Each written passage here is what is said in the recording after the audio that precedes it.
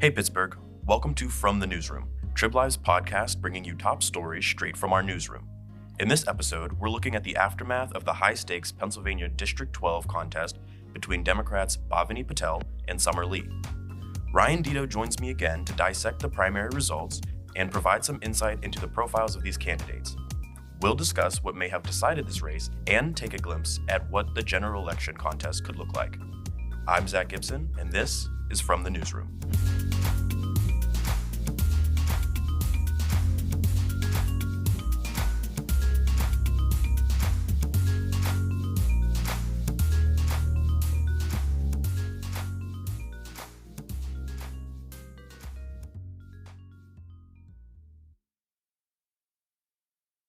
Incumbent Summer Lee has defeated challenger Bhavini Patel to retain her seat as the Democratic nominee for the House of Representatives. Lee has held the seat since 2022 and will be running against GOP nominee James Hayes on November 5th. Political reporter Ryan Deto is here now to tell us about yesterday's race and what's coming next. Hello, Ryan. Hey. So, tell me about what happened last night. Tell me about the race, when it was decided, and what happened after. Yeah, it was a pretty early night. Summer Lee was able to win very decisively, I would say, in this contest, and kind of went down, I think, how some prognosticators thought that, she kind of coasted to victory. She won by over 20 points, which is very significant. Last time she won by 1 point. So she really did expand her coalition. Right. So just after the polls closed, AP called the race at just around 9:21. Yeah. Sometime after that, we saw that the percentage of the votes was a very substantial split. 61% of the votes were to Lee and 39% of the votes were to Patel. And early on, mail-in votes really made that lead. Yeah. I mean, I think in Allegheny County, we count our mail-in votes very quickly. I think we're the fastest county in the state. They get tabulated right after the polls closed, and Lee was actually leading in those votes. And when normally she doesn't win the mail-in votes. Mail-in votes tend to be more traditional Democratic support, and this time Lee was able to kind of build a base in that traditional Democratic Party. And that really paid off for her. I mean, honestly, when she won those votes, I thought that the race was over, and I was correct. So, she had a big switch from 2022 when she lost the mail-in votes by like 20 points, and then was able to come back as the in-person votes, came in. This time around, she won the mail-in votes by 10%. That basically cinched the nomination right there. And that's why AP called it within like 80 minutes of polls closing. Right. Last week, we had a conversation previewing this primary, and one of the things that you told me was that in this race, it was seemingly two candidates that appeared to be a very similar style when it came to what types of reform or action that they would like to see done. What essentially the voters were deciding on was the package in which they wanted that to happen. Explain why Patel's package just didn't seem to be the winning package for voters. Yeah, I think the fact that these candidates, by and large, agreed on mostly everything. When that happens, the incumbent is going to have an advantage. Why would you want to unseat somebody that has the same kind of, package? Like you said, it just doesn't make any sense if you're a voter. So, Lee really benefited from that. And so the race kind of came down to, well, one, we thought it was going to come down to the issue on the Israel-Hamas war. And Patel was really pushing that hard, saying that she is more supportive of, Israel, more supportive of Pittsburgh's Jewish community. And Lee, who was also supportive of our local Jewish community, but was also, advocated for a ceasefire and was more sympathetic toward the Palestinian cause, in that war. We thought that would kind of break everything down. That and who's the better Democrat was kind of the other issue. Those issues didn't stick. For Patel, I think voters decided that Lee was the better Democrat in this race, and I think on the Israel-Hamas war, it just the Lee's differences with the traditional Democratic establishment on that issue didn't hurt her at all. It didn't. You could argue that it helped her. Now Pittsburgh's Jewish community, I think, was behind Patel, but not by a large enough margin to really have a strong impact in this race. I mean, this race was decided by I think Lee had how many more votes? Let me just double check. A decent amount more votes.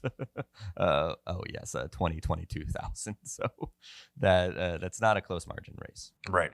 So after the race is called, Summer Lee addresses her party at the Renaissance Hotel downtown Pittsburgh. Can you tell me a little bit about what that was like? Yeah, I mean, it was a celebration, obviously.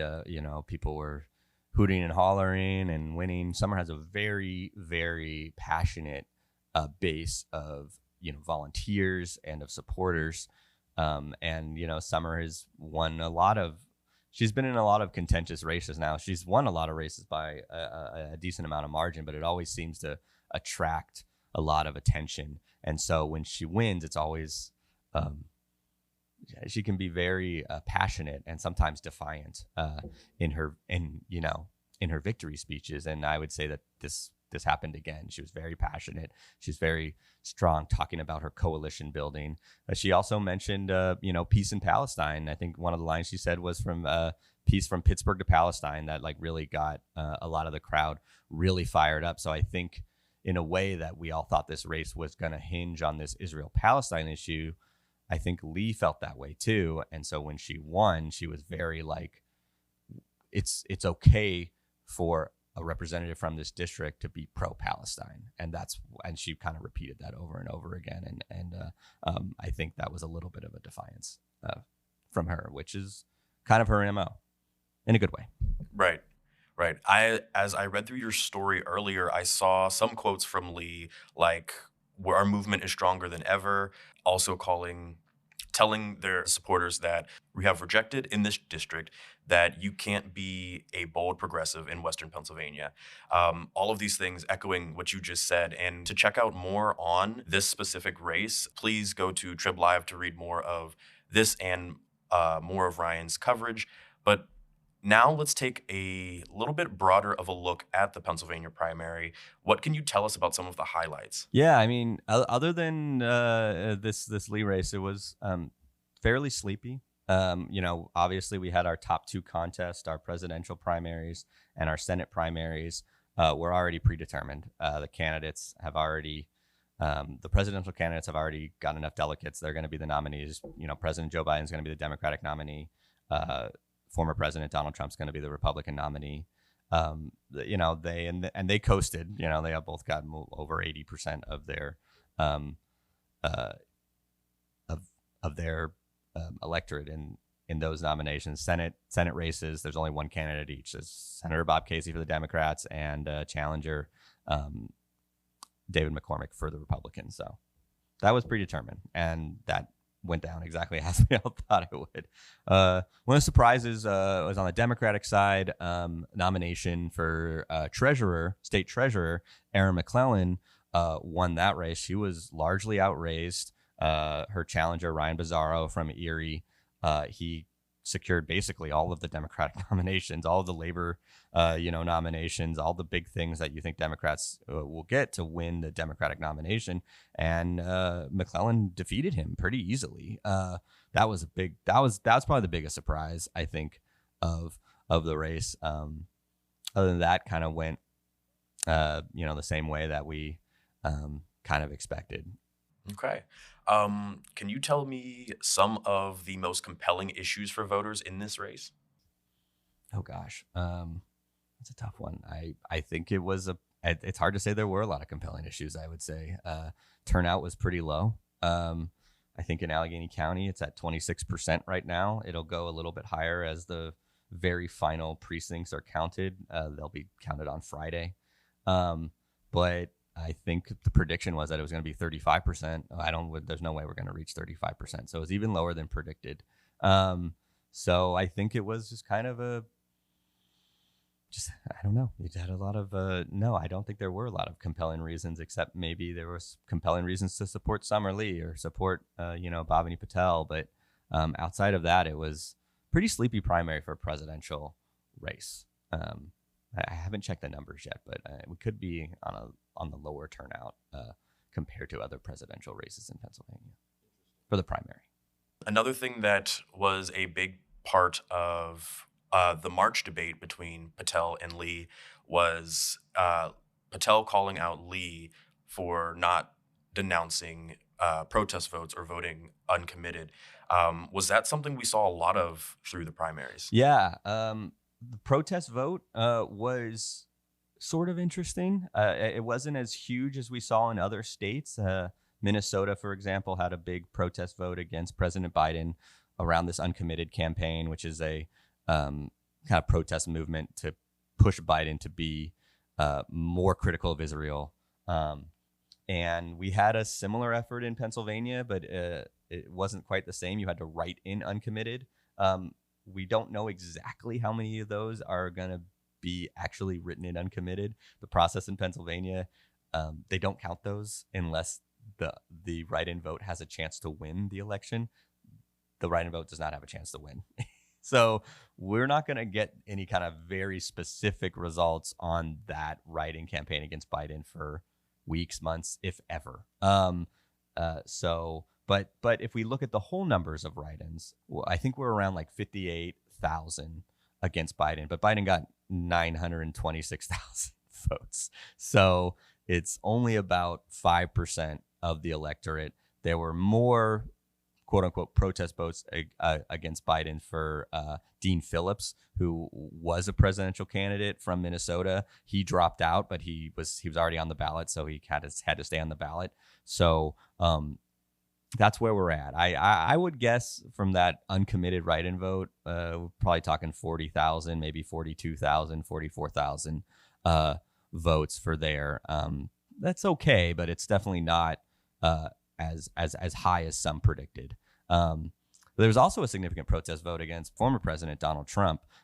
Nikki Haley, who dropped out a while ago, but was also still on the ballot, she earned 156,000 votes. That's 16% of the primary. Trump had 788,000 votes. That's a decent amount of Republicans who didn't want to vote for Donald Trump in the primary. Now, we don't know how many of those were already going to be voting for Biden in the general election. There are a decent amount of Republicans who voted for Biden in the general election in 2022. But I would say that if you're looking at protest vote, a lot of the focus is on Biden's protest vote. You could argue that Trump's protest vote was higher. Oh, it was higher. So that's definitely something to keep an eye on going into the general election. How are these protest votes gonna vote in the general election? Are Democrats going to stay home who don't think Biden does enough on Israel? Are Republicans going to stay home or vote for Biden because they don't like Trump? That's something we're definitely going to be looking at as we get closer to November. Okay, you're breaking into my next question, which was, what are some of the main factors that these voters are going to be looking at and concerned about when heading into the November election, both with the PA-12 and with the presidential election? Yeah, I think we're going to have to see where the approval rating jumps for these presidential candidates. They both have bad underwater approval ratings among Pennsylvanians. Are we going to see that movement towards one of them? If so, that would be very powerful for them to win Pennsylvania. And if you win Pennsylvania, there's a very good chance you win the presidential election. And so I think that's going to be a factor. I mean, it's really hard to say that abortion won't be a factor in the race. I think abortion will be a factor in the race. Again, the Biden campaign is going to criticize Trump for putting judges on the Supreme Court who overturned Roe v. Wade, and Trump has openly bragged about that. So I think that's going to be a factor. I think inflation will be a factor. Does inflation stay at its levels now? Are people still upset over the higher levels we had last year to kind of say, no, we need a change in the White House? So, those are big things. But I think generally it's just going to come down to, demeanor. Like, are people going to be confident in President Biden going into the election? Are people going to give former President Trump another chance? I don't know. I will say that I believe this race will be close in Pennsylvania. It was very close last time. It will probably be close again. Okay. So in November, Summerlee is going up against James Hayes. What is the outlook for the results of that race in the general election? This is a safe Democratic district. If you by the the prognosticators, that's how they grade the district. So Summerlee is overwhelming favorite to retain this seat. It's very, very hard for a Republican to convince enough Democratic voters to basically not vote for a Democrat. There are many more Democrats in this district than there are Republicans because it's centered around the city of Pittsburgh and its immediate suburbs, which are very Democratic. And so I would say that Summerlee has a very, very, very strong chance of retaining this seat. It depends on. I don't think the Republicans will invest in this race. James Hayes, it seems like a pretty good candidate for them, but at the same time, if they don't have outside investment, it's really, really, really hard to flip a district. That outside investment is probably going to actually be focused on Pennsylvania's 17th district, which is also a Pittsburgh area district that includes the Pittsburgh suburbs and the North Hills, some of the western Allegheny County and Beaver County. That is going to be a toss-up kind of race, or maybe leans towards the Democrat a little bit, but a much closer race than the 12th district. Okay. Ryan, thank you again for joining me. Of course. Thanks for having me.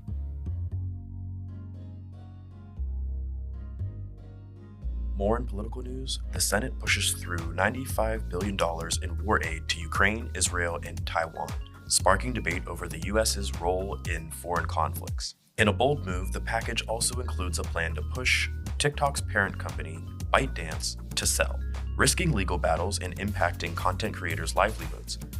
President Biden said he'd sign the bill Wednesday. For these and more top stories, visit triblive.com. Once again, I'm Zach Gibson, and this is From the Newsroom.